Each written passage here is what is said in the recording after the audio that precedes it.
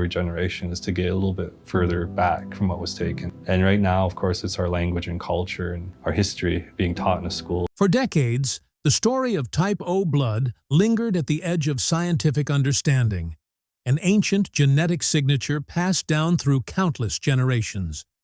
Researchers knew it was one of the oldest blood types on Earth, yet its remarkable spread across continents remained difficult to explain.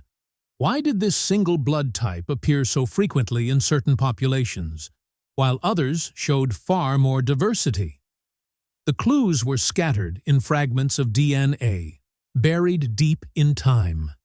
Then, in 2025, a wave of new genetic research brought those fragments together. What scientists uncovered didn't just answer old questions, it revealed an unexpected journey of survival, migration, and human connection that is reshaping what we thought we knew about our past. An ancient clue in our veins. Long before colonizers redrew the map of the world in the 15th century, a quiet but powerful marker of human history was already flowing through the veins of millions. It wasn't gold or land or language, it was blood, and not just any kind. Type O blood found in staggering concentration among indigenous peoples of the Americas. Type O blood carries more than oxygen and nutrients. It carries one of humanity's oldest, most persistent mysteries. It's the most common blood type in the world, yet somehow, in some parts of the Americas, it's almost the only one. Up to 100% of certain indigenous populations have it. That kind of purity is rare in biology. Scientists aren't just interested, they're baffled, because type O isn't just common, it's also the least likely to mutate. It resists change. It doesn't mix easily with other types. It's the outsider of blood, quietly surviving while everything else revolves around it. Blood types aren't just labels. They're a system built into our biology. Human blood is classified into 4 main types: A, B, AB, and O. What makes them different comes down to antigens, which are proteins and sugars sitting on the surface of red blood cells. Type A has A antigens, type B has B antigens, AB has both, and O has none. That absence is exactly what makes type O so special. Without those antigens, O blood is less likely to cause an immune reaction when transfused into someone else. That's why it's called the universal donor. It's the go-to blood type in emergencies because it plays nice with others. But type O does more than save lives. It also holds evolutionary advantages. Scientists think people with O blood may have been more resistant to certain diseases. There's even evidence that it offers more protection against severe infections like armenio-malaria. While this seems more relevant to Africa than the Americas, it still hints at why type O might have survived while other types faded out. When researchers look at the distribution of blood types around the world, they find something strange. Indigenous groups across North, Central, and South America overwhelmingly have type O blood. In some tribes, the frequency is 90% or higher. The global average is closer to 62%. That's not a small difference. That's a whole evolutionary fork in the road. The reason for this isn't totally clear, but one theory stands out. Thousands of years ago, small groups of humans are believed to have migrated from Siberia into North America by crossing a land bridge called Beringia during the last ice age. If those groups carried mostly type O blood, and they remained isolated for generations, it would make sense that the type became dominant. Isolation plays a big role here. For thousands of years, the people of the Americas were cut off from the rest of the world. No new blood types were introduced. No outside mixing. This kept the type O gene pool intact and highly concentrated. Environmental survival and blood. Some scientists think isolation isn't the whole story. Type O blood may have helped early Americans endure extreme environments. In high mountain areas where oxygen is scarce, people with type O blood could have had a small advantage. Their blood may have delivered oxygen more efficiently under stress. That edge in survival, even if tiny, might have created major impacts over generations. In brutal climates, even slight genetic strengths can influence entire communities. Studying where blood types are common feels like tracing an ancient migration map. In Africa, where humans are thought to have first emerged, type O is also widespread. As groups traveled into Europe and Asia, other types like A and B grew more common. Type A became dominant in Western Europe. Type B increased across Central and Eastern Asia. This change wasn't accidental. It mirrored shifting climates, food habits, and maybe even social transformations over thousands of years. When early humans crossed into the Americas, they carried more than tools or hunting knowledge. They brought something even more significant. They carried blood, specifically blood containing the type O gene, which would later shape the genetic identity of entire continents. Over generations, this gene didn't weaken or disappear. It became stronger, more common, and today it stands as one of the most reliable genetic markers among indigenous populations throughout the Americas. Once those early settlements formed, interaction with outsiders nearly vanished. Without new populations arriving, the spread of fresh genetic traits slowed greatly. That separation functioned like a time capsule. With no new variations blending into the gene pool, type O blood remained steady. Then nature took over. Certain illnesses and environmental pressures may have influenced the population in ways that favored individuals with type O blood. Over time, people with type A or B probably faced higher health dangers or were simply less likely to pass along their genes. The outcome, type O didn't merely endure. It rose to dominance. Other isolated communities worldwide also show high levels of certain blood types. In some Pacific islands, for example, populations display clear patterns connected to migration and separation. Yet what sets the Americas apart is the sheer dominance of type O. No other area shows such a high proportion across so many diverse climates, from the frozen Arctic to the tropical Amazon. That level of prevalence sparks questions not only about survival, but about how movement and adaptation developed across the Western Hemisphere. The journey of type O starts in the Ice Age. As humans traveled from Asia into the Americas, likely over a land bridge in what we now call the Bering Strait, they carried only a narrow range of genetic traits. One of them was the gene responsible for type O blood. Over countless generations, that gene expanded into every region of the continents. Some researchers view it not merely as a trait, but as proof of adaptation, a signal that early humans possessed the resilience needed to thrive in unfamiliar lands. Evidence within the data. In the 1980s, researchers in Arizona conducted a large study on Native American communities. The findings were remarkable.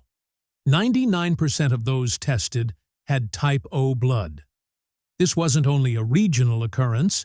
High levels of type O were later identified in populations from Canada down to South America. Scientists began questioning why this particular type became so dominant. The explanation led back to natural selection. Surviving in difficult environments meant ongoing exposure to new dangers, illnesses, scarce food, and severe climates. These weren't rare challenges. They shaped daily existence. Type O blood may have provided certain benefits. Its absence of A and B antigens may have lowered susceptibility to specific infections. That alone might have enabled individuals with this blood type to survive more frequently, especially during epidemics or periods of environmental hardship. And the earliest warning signs of Alzheimer's disease can be detected in individuals. As groups expanded deeper into the continent, those with type O may have adjusted more smoothly. Across generations, this formed a reinforcing cycle. Individuals with type O survived, had children, and transmitted their blood type repeatedly. Gradually, the the genetic balance shifted further toward O. Type O blood reveals a story beyond simple survival. It also shows how communities remained linked across vast distances and many generations. This common blood type functioned like a subtle bond running through indigenous populations. It became a biological marker of shared ancestry, something modern DNA studies have now verified. Breakthroughs in genetic research have mapped lineages and migration routes with remarkable accuracy, all tracing back to the earliest chapters of human life in the Americas. This legacy carries importance that extends well beyond biology. In healthcare, type O blood holds a vital role, particularly in urgent treatment. Medical centers depend heavily on type O, especially O negative, which can be transfused into any patient, no matter their own blood type. This makes it crucial during operations, accident responses, and natural disasters, any moment when physicians lack time to determine a patient's blood type before proceeding. O positive, though not fully universal, can still be given in many situations when the patient has a positive Rh factor. Because of these characteristics, both types remain consistently needed. The challenge is that many indigenous populations with high proportions of type O blood frequently encounter obstacles in receiving medical services. Blood donation rates are low, and distribution systems don't always extend to isolated regions. This results in a troubling contradiction. The blood type exists, but isn't always accessible when it is most urgently required. Type O blood is recognized as the universal donor. It can be administered safely to individuals of any blood group, which makes it life-saving during crises. Yet, this unique quality also creates a serious issue. It remains constantly in demand. Hospitals worldwide depend on it for surgeries, injuries, and natural catastrophes. That means maintaining an adequate supply is difficult, and shortages occur regularly. Healthcare systems globally work hard to maintain equilibrium. They must store enough type O blood for unexpected emergencies while also fulfilling routine medical requirements. This strain never disappears, and it influences how hospitals and blood banks function daily. Challenges across the globe. The value of type O blood reaches further than transfusions alone. Scientists are discovering that blood type may influence a person's likelihood of developing certain illnesses. For instance, individuals with type O blood might face a lower chance of heart disease. They could also respond differently to infections than those with other blood types. If researchers completely understand how blood type connects to disease, it may transform how physicians prevent sickness and select therapies. It creates possibilities for personalized healthcare guided by genetics, not only symptoms. Type O blood is not distributed equally among all populations. Certain regions have smaller numbers of people with this blood type, and in places with restricted medical services, access may be even more difficult. This brings up concerns about equity. Should a person's survival rely on their location or the blood type they were born with? To address this, specialists recommend boosting blood donation rates, enhancing storage and distribution systems, and strengthening cooperation between nations. These measures could narrow the gap and offer everyone a stronger chance during medical emergencies. Researchers are already developing innovative solutions to handle these issues. They're investigating synthetic blood, improved blood classification technologies, and even genetic modification. Yet despite these advances, type O blood will continue to be essential in emergency medicine for the foreseeable future. Its natural characteristics remain unparalleled in real-world conditions, where speed and safety matter most. There's another reason type O blood holds significance, and it comes from history. Many Native American populations, particularly those residing in demanding settings like high-altitude regions, show extremely high rates of type O blood. This has prompted scientists to question whether this blood type provided an evolutionary benefit. In areas such as the Andes, where oxygen levels are low, survival required adaptation. Human bodies evolved over generations. Many individuals also possess type O blood, hinting at a potential connection between this blood type and thriving in oxygen-poor environments. One hypothesis suggests that type O blood is marginally thinner than other varieties. Thinner blood may circulate more smoothly throughout the body and transport oxygen more effectively. In mountainous regions, this could create a meaningful advantage.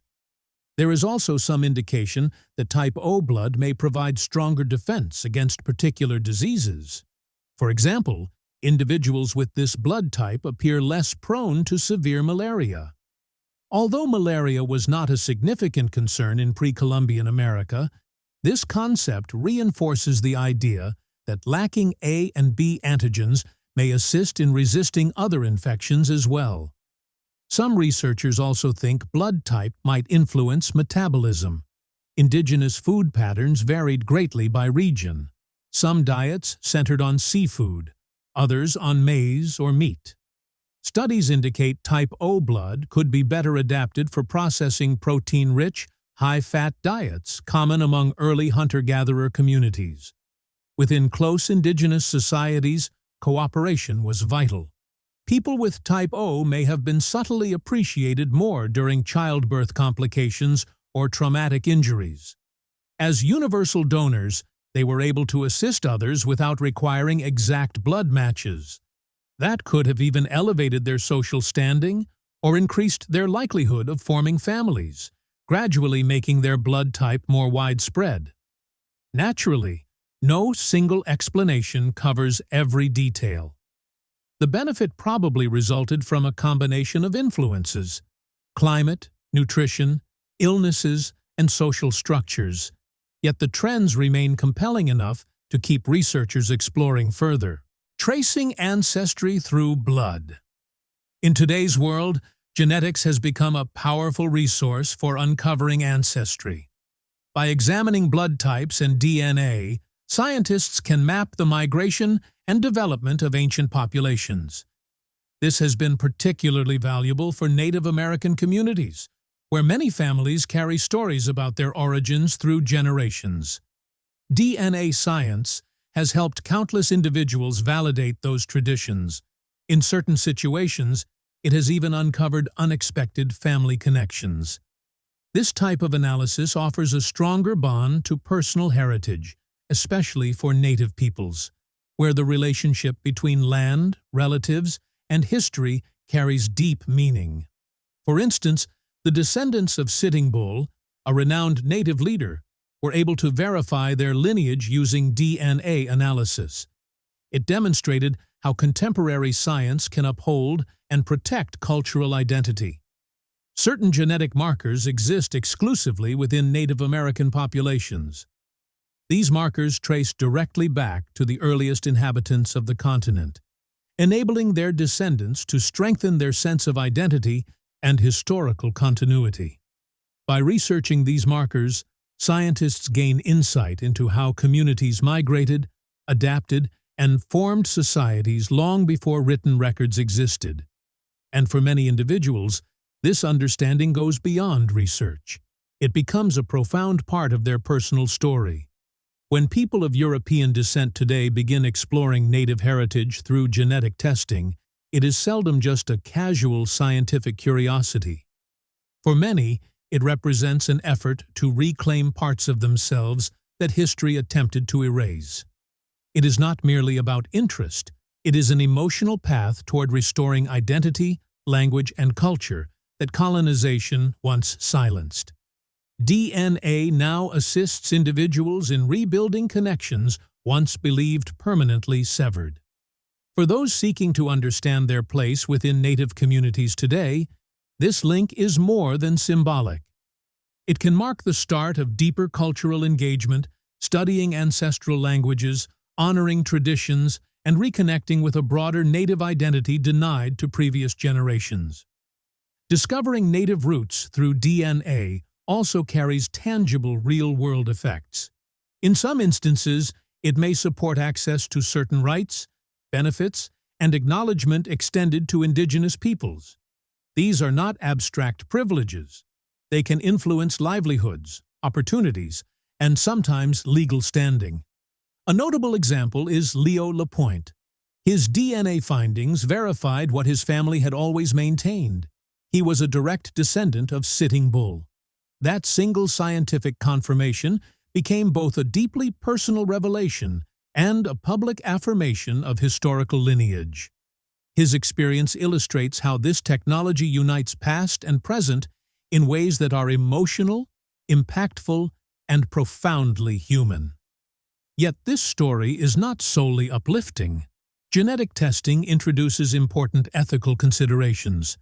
The thrill of discovery can occasionally overshadow the complex realities tied to genetic data. Concerns about privacy, informed consent, and ownership of DNA information are particularly significant for indigenous communities, many of whom have endured generations of exploitation and cultural erasure. It is equally crucial to recognize that tribal and cultural identity is not determined by DNA alone. Being native extends beyond possessing specific genetic indicators. It encompasses community ties, cultural practices, language, and collective memory. When individuals depend exclusively on laboratory results to assert native identity, it risks transforming something deeply sacred into something transactional. When heritage becomes a business, as DNA testing grows more widespread, its commercial side has triggered debate. Ancestry kits now belong to a booming industry, and some critics believe companies are turning genetic identity into merchandise.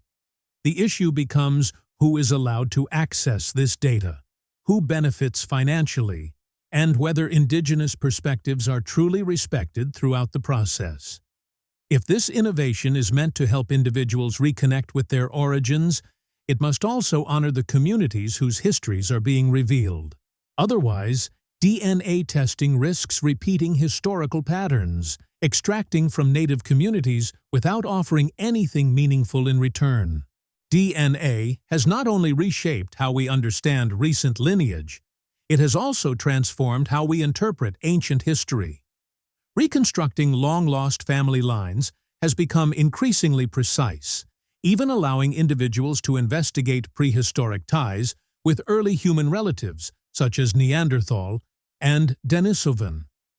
Denisovans, an enigmatic branch of early humans, remain under examination because researchers still debate whether they qualify as a distinct species or simply a subgroup within ancient humanity.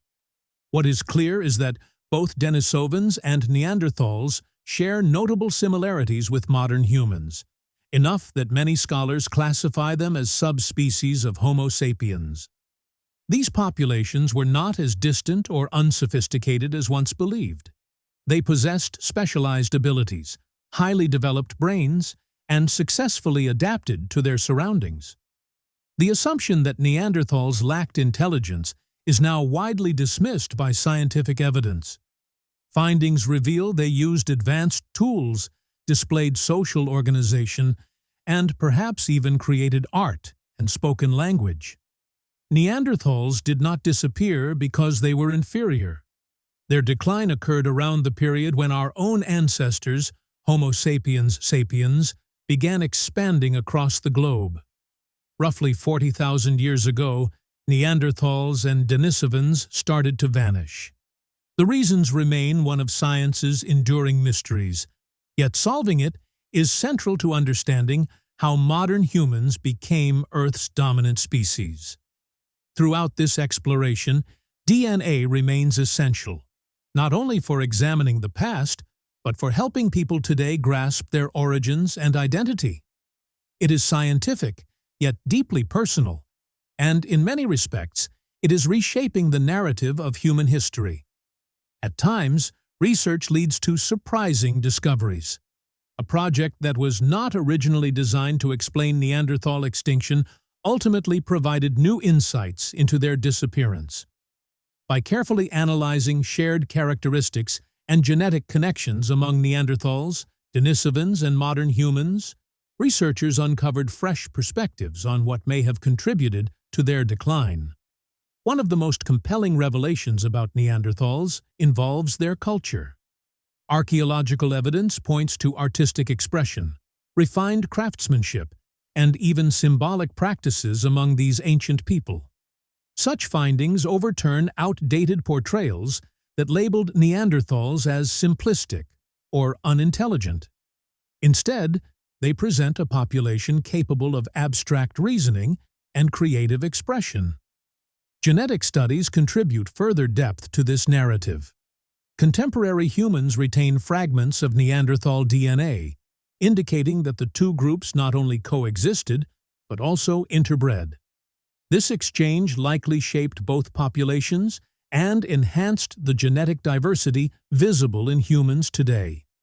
Altogether, this evidence shows Neanderthals were not primitive figures who vanished due to weakness or limited intellect. They were sophisticated and resilient relatives who shared the planet with our ancestors for millennia.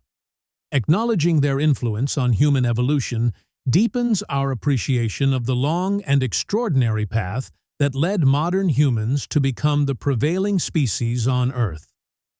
Thanks for watching. If you found this journey through genetics and human history fascinating, don't forget to like, share, and subscribe for more stories that connect science, identity, and the past in meaningful ways.